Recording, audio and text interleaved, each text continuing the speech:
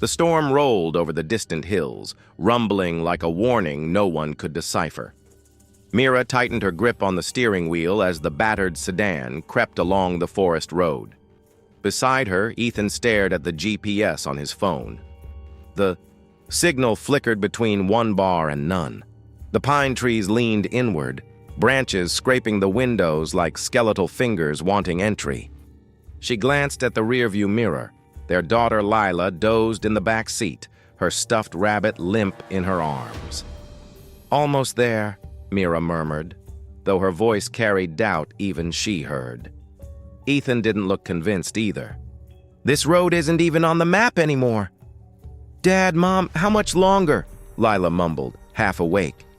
"Just a few more minutes, sweetie." Ethan lied, stroking her hair. The road forked suddenly.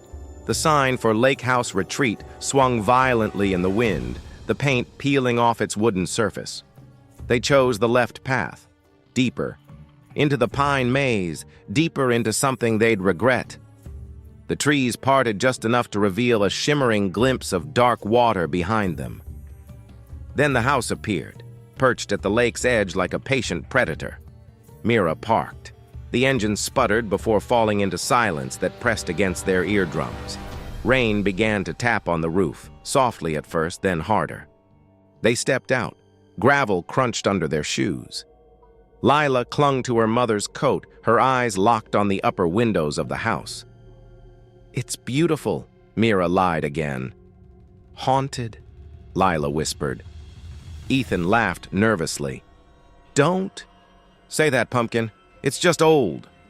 They crossed the rotting porch. The front door creaked open as if expecting them. Inside, stale air and the faint scent of mold greeted them. Furniture shrouded in white sheets waited in the gloom. Thunder cracked. Somewhere upstairs, a door slammed. Mira jumped. "It's just the wind." But Ethan had seen the look in her eyes. She didn't believe it either. They settled in quickly, wanting to shrug off the road's exhaustion. Mira lit candles because the bulbs flickered and died within minutes. Ethan lit the fireplace. It spat smoke into the room before grudgingly accepting the flame. Lila explored the living room, her stuffed rabbit dragging behind her like a loyal corpse. Mira unpacked their bags in the master bedroom. She found a diary in the nightstand, old, bound in cracked leather. She flipped through it, scrawled words, warnings, pages missing. Downstairs, Ethan heard footsteps above him, yet Mira was still in the bedroom. "Lila?" he called. No answer. Upstairs, Mira heard the floorboards creak behind her. When she turned, the doorway was empty. She shut the diary, slid it back in the drawer, trying to shake off the chill that crawled under her skin. They ate a cold dinner by candlelight. The wind howled like a wounded animal outside. Lila refused to eat. She just stared at the ceiling. "Mama, there's someone up there," she said. Mira froze. "Lila, no stories tonight. We're all tired," Ethan said firmly. Lila looked at him, eyes wide and honest. "She's watching us." That night, the rain became a hammer, battering the roof and windows until it drowned out their whispers. Mira tossed in bed, her eyes locked on the ceiling. Beside her, Ethan snored softly, oblivious. Then came the voice. Faint at first, then clearer. It sounded like Lila. "Mama?" Mira sat up, heart pounding. She checked the small camp bed where Lila slept. Empty. She bolted out of bed, calling, "Lila?" No answer, just that voice, drifting down the hallway. She grabbed a flashlight. The beam cut through the pitch black like a blade. "Mama!" She turned a corner. Lila stood at the far end, her back to Mira, facing a cracked old door they hadn't opened yet. "Lila! What are you doing?" Lila didn't turn. Her hand reached for the knob. Mira ran. She grabbed her daughter just as the door swung open on its own. Cold air washed over them, smelling of lake water and rotting wood. Inside the room, a child's bed, rusted toys, and claw marks gouged into the floorboards. Mira backed away, dragging Lila, who began to giggle softly, but her eyes were wide with terror. "He wants me to play, Mama," she said. Mira slammed the door shut, heart thundering like the storm outside. Mira didn't sleep the rest of the night. She sat on the edge of the bed, watching Lila breathe softly, her chest rising and falling like nothing had happened. Outside, the storm began to ebb, leaving behind an eerie stillness that pressed against the windows.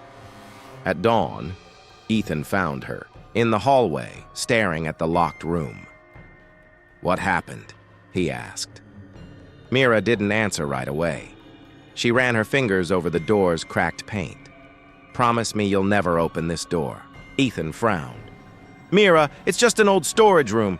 There's nothing—" She turned sharply, her eyes hollow. "Promise me!" He raised his hands, placating her. Okay, I promise." But later, when she took Lila to the lake, sure to breathe the fresh air, Ethan stayed behind. The moment he was alone, he found himself standing before the forbidden door. He pressed his ear to it. Inside, something moved. Faint scratches, then silence. He rattled the knob. Locked. Tight. In the corner of his eye, a shadow slipped past. But when he turned, the hallway was empty. A chill danced down his spine. He backed away, pretending he'd seen nothing, heard nothing. But the house knew he was curious. The house loves curiosity. Lila splashed her bare feet in the shallows of the lake while Mira sat on a weathered dock, staring at the ripple patterns. The sun broke through the clouds in pale streaks, but it offered no warmth. Behind them, the house loomed, reflected upside down in the water like a half-remembered nightmare. "Mama, do you see her?" Lila asked suddenly. Mira snapped out of her thoughts. "See who, baby?" Lila pointed to the reeds at the water's edge. "She's waving at me." Mira squinted, nothing but reeds swaying gently in the breeze. "Lila, there's no one there." Lila frowned, frustrated. "She's lonely. She wants me to come play." Mira knelt, gripping her daughter's shoulders. "Listen to me. You never go near the water alone, okay? Never." Lila nodded, but her eyes drifted back to the reeds. Under the water, something pale flickered. A hand? A tangle of hair? Mira blinked. Gone. A soft voice rippled through the cattails. "Come down, little girl. Come play under the water." Mira yanked Lila back onto the dock, her heart clawing at her ribs. That night, Mira waited until Ethan and Lila slept. She slipped into the master bedroom, flashlight in hand, and dug the leather-bound diary from the nightstand. She flipped past the scribbled warnings until she found a name, Eliza Hawthorne, age 7. The pages described a child who drowned in the lake, the body never found. Rumors whispered that Eliza still played by the water's edge, pulling other children beneath to keep her company. Mira's hands trembled as she read the final entry. "I hear her at my door at night. She knocks and giggles and asks to come in. If I open it, I know I won't wake up again." Thunder rumbled, though the sky was clear. Somewhere down the hall, Mira heard it. "Knock, knock, knock."